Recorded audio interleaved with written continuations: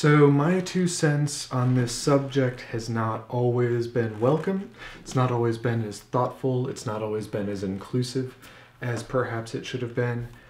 But I'm biased. I don't prefer micro four thirds size sensors. I don't prefer the body design of Panasonic's GH series cameras. But what I'm realizing more and more is that there's a division, right, between, and it's not between me and the rest of the world, it's between a professional and a hobbyist. Professionals, and for those of you who are professionals in this community, please don't take this the wrong way, I'm meaning it in the best possible way. Professionals just need to get an image. They need to be able to capture an image. Hobbyists have a little bit more time. A hobbyist is never going to be, unless they're, doing something professional part-time, gonna be in a situation where they have to race around in a wedding, where they need to be super extremely careful about what they bring when they're doing a 50-mile hike to get a picture of a very rare bird. A hobbyist, unless they're electing to of their own accord, a hobbyist isn't going to be super worried if, there will always be concern, if something breaks down or whatever, if it doesn't have the absolute best, it can still be good enough for a hobbyist.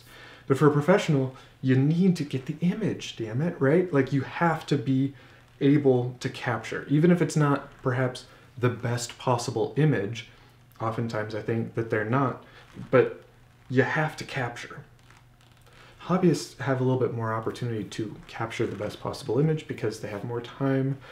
There's no pressure to perform except that which they put on themselves. Micro Four Thirds cameras, specifically the GH5, GH5S, and G9, are fantastic professional options, period, right? Were I in the shoes of a professional, would I prefer an A7R III or an A9? Yes. That's because I like Sony mirrorless. Would I prefer Fuji? Absolutely. That's because I like Fuji. Would I prefer full frame or APS-C to micro four thirds? Yes, absolutely. But that's because I'm a dinosaur. But there is no denying either that the value proposition that Panasonic, sorry about that, is bringing to the table with the micro four thirds format, and Olympus too with the EM1.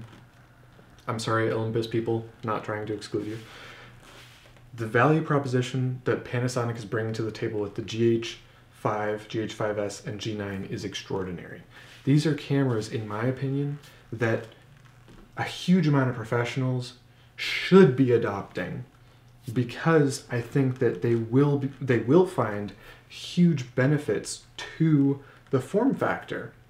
I have given so much flack for tiny sensor, no bokeh, tiny sensor, no bokeh, tiny sensor, no bokeh, and I'm going to stick by that in large part, but I've also been extremely impressed with the image quality that I've seen with fast primes on those systems.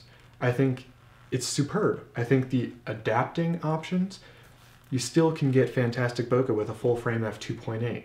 I think you can do so much with these devices, with the fantastic IBIS and the GH5, G9, with the fantastic, maybe not fantastic, with the decent low light capability of the GH5S, but the fantastic color rendition and the good dynamic range of all three of those cameras.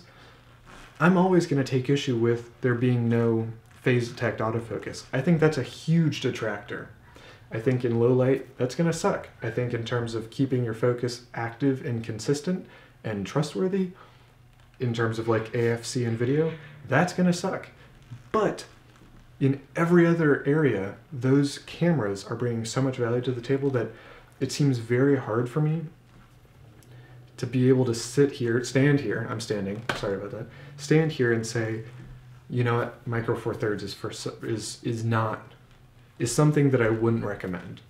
I have to recommend a micro four thirds series type or sensor format camera if someone's asking about it now, if it's one of those devices. Now, Personally, would I say maybe think about something like a 63, 6500, maybe think about an XH1 when Fuji comes out with it? Would I say maybe think about a number of other options? Absolutely. But if someone's bringing one of those up, that's the camera you should go for. If you think that will fit your needs, that will fit your needs. I think you can't, I have, with Fuji lenses, those are very small. Micro Four Thirds series lenses are very small. Sony lenses, not very small. Canon, everybody else's lenses, not very small. So I think in terms of carrying it around, you'll experience a night and day difference in terms of your ability to use this device on location when you need to, because it's going to be easier to get there, it's going to be easier to carry all your gear, it's not going to be as heavy, it's going to be bliss by comparison to DSLR and even some of the larger mirrorless options. So wanted y'all to have the heads up on the change of tides with me and Micro Four Thirds, since a lot of people that come here are interested in Micro Four Thirds. So thank you very much for your time and for your attention.